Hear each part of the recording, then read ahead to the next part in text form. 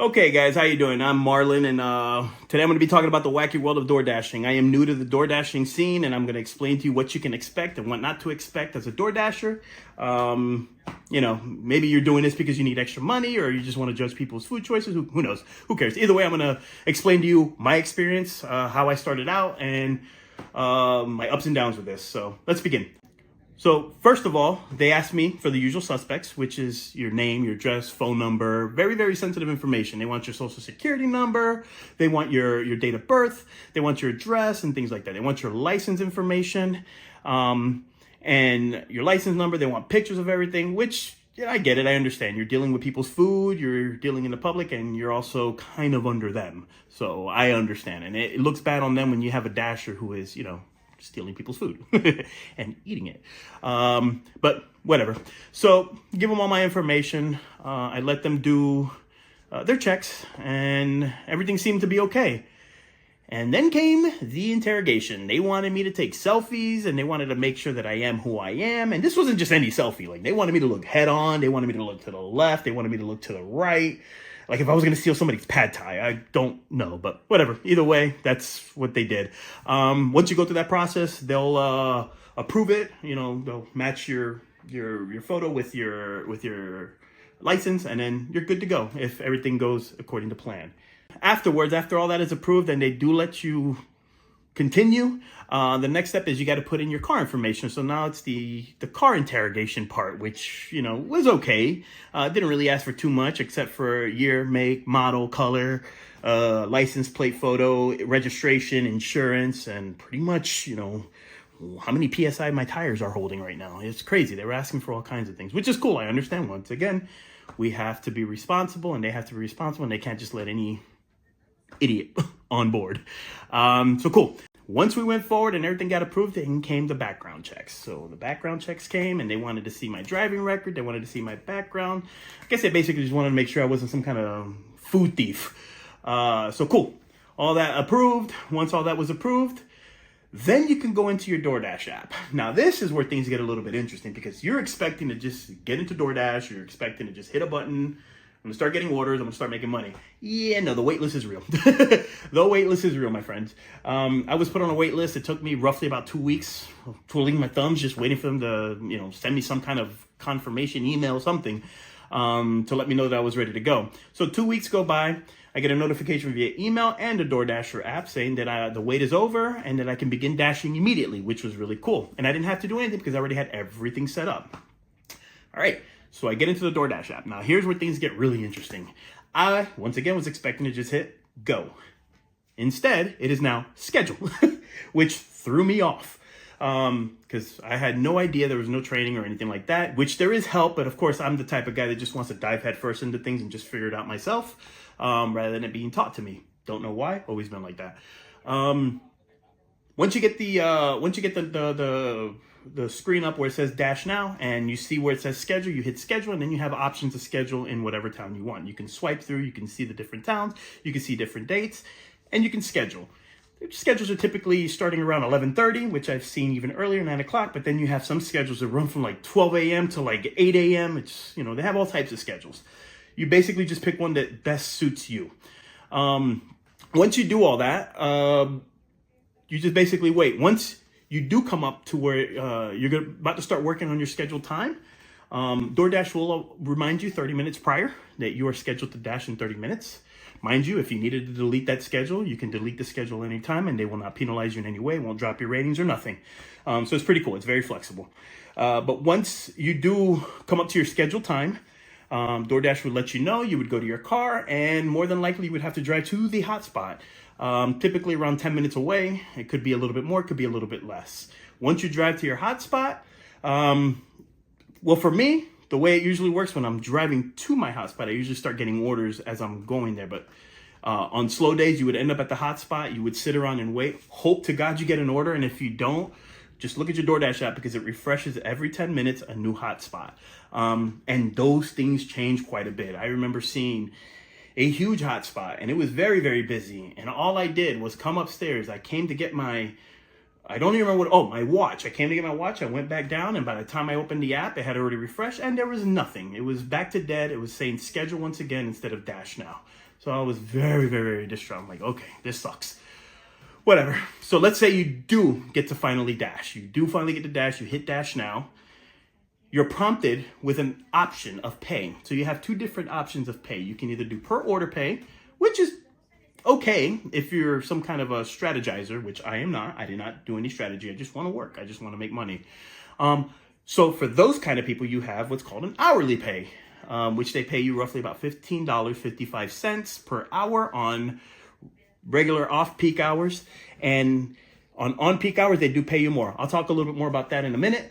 So once you do the dash now, you can do the hourly pay. You're pretty much locked in for whatever time they set. So let's say it's about 12 o'clock and you hit dash now. It'll prompt you to choose an end time. In other words, you can choose to end in an hour or 2 hours. Typically, it'll only have one option. Sometimes it'll have a few options, but depending on how busy it is and how many dashers are in your area, that will change. So usually for me, it comes up for only an hour option or 2 hour options. I usually get the most hours out of scheduling prior to that. So cool. You do that for an hour, you're locked in at the $15.55 for an hour. Now, the problem is that it doesn't stay active the entire time. It's only active when you're taking an order, waiting for the order, and driving to the customer's house. When you hit accept, that's when it begins. When you hit complete delivery, that's when it ends. So if you're doing a local move, you might only make $3. You might only make $2. Who knows? But that hourly pay does include all your tips, which is nice. It's cool. Your tips are also included in the per order pay as well. But I thought that was really nice. It was included in the hourly pay at $15.55. I'm sorry. Afterwards, that money, once you complete your hour, let's say you're done with your hour, once that's completed, you can go to your earnings on the DoorDasher app and you can see how much you made. It'll give you a nice detailed breakdown of what you made, your tips, what DoorDash took, how long it took, and things like that. So you can really calculate and see how much money you're making to see if it's going to really, benefit you in any way, which I thought was nice. So with that payout, you have options to get that money. So option number one, which is slow and steady, basically using your bank account and connecting it to the Dasher app so that they can transfer money directly to your account. Typically takes about 3 to 5 days. The other option is you can open a Dasher account, a Crimson Red account. It's through the DoorDash app, or I should say the Dasher app. And from there, you're essentially getting a bank account. Now, the cool thing about this is the payouts are instant. So as soon as you complete an order, it's there on that Crimson card and you can use it instantly. And the best part is even if you just open your Crimson account, you can use that card immediately after opening it. I was able to put a digital card version of my card in Apple Pay seconds after opening the account and then using it to put gas right after opening it. So I thought that was really nice and it worked flawlessly. I had no issues with it. There was nothing wrong with it. The best part is that they offer you a cashback reward for any time you put fuel, which I really haven't done much. I have 10 cents, but it's only been like 2 weeks since I started.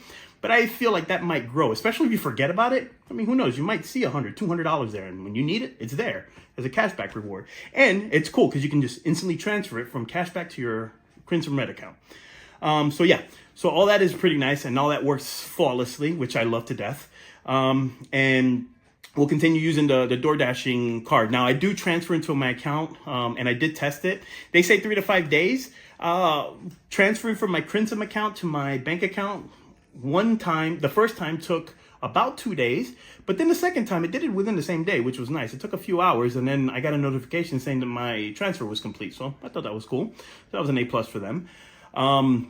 So the pay is really cool. Everything is really nice about it. The Dasher app is really nice. It's very user-friendly, very easy to use. You can get into the app. You can schedule. You can check your account from there. You can see how much you've made. I mean, it's just all there, and it's all packaged very nicely. So I give it to DoorDash for that. Cool. Now, the other thing I want to talk about is off-peak hours, which kind of sucks because you're kind of like jumping around trying to figure out how to maximize your orders. And in some cases you can't. You really just can't because you're driving and using your own fuel and spending your profits just trying to find profits, which sucks. I remember one day I made in an entire day, I made a whole $19.95 in one day. I was so upset because I ended up spending $10 in fuel just to try to cover the day, the fuel usage for the day. I was driving everywhere. If you're familiar with New Jersey, I was driving from Elizabeth all the way to Union, from Union all the way up to Montclair.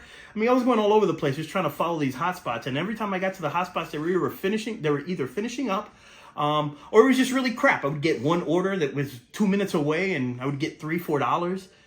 So, and this is per hourly. Per order is about the same, but this is that per hour pay. So it was just really hit or miss. Like I said, the best times is morning times. In the morning when people are going to work or arriving at work, they're ordering breakfast. I wouldn't say that it's the best, but it's okay. You can make okay money, maybe $20. Lunchtime, it starts to pick up quite a bit. You can make a good, decent amount in lunchtime. I've made $50 at a lunch and on a lunchtime, which is roughly between 11 to 2 o'clock. And then dinner time is where it really shines, because dinner time can start at 4 and it usually doesn't end until like 8 or 9. And it's usually busy at that time, especially if it's a weekend or a Friday or a weekend. It's nuts those days, and it stays nuts for a while. Cool. So yeah, just be aware of that. Just be aware of your spending. Don't just drive aimlessly around. Try to plan it out a little bit, because you could lose some money, believe it or not, doing this. If you're just chasing hotspots for no reason. So just kind of do your research before you go out. You can just check your map and see, and just keep in mind that the hotspots refresh every 10 minutes. So it could change instantly. It's happened to me many a times. My schedule with my family is a little bit of a wonky one. Nobody in my family drives. My wife is afraid to drive, and of course my kids don't drive. So I'm the primary driver of the house, basically your Uber driver, for free. So in the morning I got to take my family to work and school, and it kind of like eats into my breakfast time, peak hours, because by the time I finish with them, peak hours are over and there is no longer any high pays. There's no offers. I have to basically schedule something. Lunchtime I can hit, but dinner time sucks as well, because it's really good pay. Sometimes they give you on peak hours, which I haven't talked about yet, but in peak hours, especially if they're really busy, they will actually pay you more. I've seen it as high as $6 extra on top of every order, or on top of your hourly pay. So it's gone up to $21.75. That's dinner time usually, because it's always busy. And I always have to pick up my family at that time. Oh, God. It's so great. I got to pick them up. I got to pick up my wife. I got to pick up my kids. Sometimes I got to wait for them and then drive home. By the time I get home and I open the DoorDash app, well, guess what? We're back down to $15.55 and regular pay. Typically how it works for me. So I can't really take advantage of the peak hours in some cases. But you may be able to. If you don't have those kind of obligations and you're just free at night, I would recommend doing it in dinner time, honestly, because that's where you're going to make the most money. You'll spend the least amount too, because you're going to be staying pretty local. You're just going to be bouncing around in the same area quite a bit. You will get these orders, which I find amazing, where I'll go to a McDonald's in one city and drop it off in another city. Why, I don't know. I'm assuming that people just like that McDonald's better, or the people there. I don't know. I still can't figure it out. But I've seen that many a times. You will get restaurants that, people don't have in their area, so you'll have to travel. I've had an order that was about 30 minutes away, which paid really well. I think it was around $19 for the order. And that wasn't bad, because I made that in about 45 minutes. But because of the distance, they give you more. And she tipped me. Also, you will get every once in a while, if you have to wait, they'll call you, like the restaurant. I had a Dunkin' Donuts call me and tell me that they apologize, that I'm gonna have to wait when I get there, and that they were gonna give me an extra $5 on my pay, and they did, which was pretty cool, and it shows it in your receipt. So that was pretty cool. So pay is okay as long as you can strategize and plan out correctly and schedule correctly. You can make some money on there. Is it gonna support your family of 4 and put your kids through college? Absolutely not. It's not gonna happen. There's so many dashers out there that it's very, very thin. The market's very thin for that. So you're not gonna really see too much money from it. But it's a good source of extra income. You know, you want to save up for that vacation. Hey, DoorDash it. You know, just do some DoorDash, and you'll get extra money. You know, oh, emergency, you need gas, you need food, or you got to pay something. Go to your Crimson account. It's there. Extra money. So it's really cool. It's really nice to have on top of a steady job, or on top of a business, or whatever you're doing. But it's extra income. That's all I look at it as. I don't see it as my main source of income. My main source of income is actually going to be coming from an Etsy store that I just started. So hopefully that will help. Links will be in the description. It's going to be pet cases, personalized pet cases. There'll be some pre-made pet cases as well. You know, funny pet cases, some pugs wearing Batman outfits, you know, with funny sayings and things like that. So, you know, link will be in the description. Check it out if you like it. If you don't, either way, I don't care. Actually, I do care, but I don't care. I do. But cool. That's it for now. Thank you so much for watching. Please don't forget to like and subscribe. And if you found these things helpful, let me know in the comment section, and I'll continue making these. Thank you so much.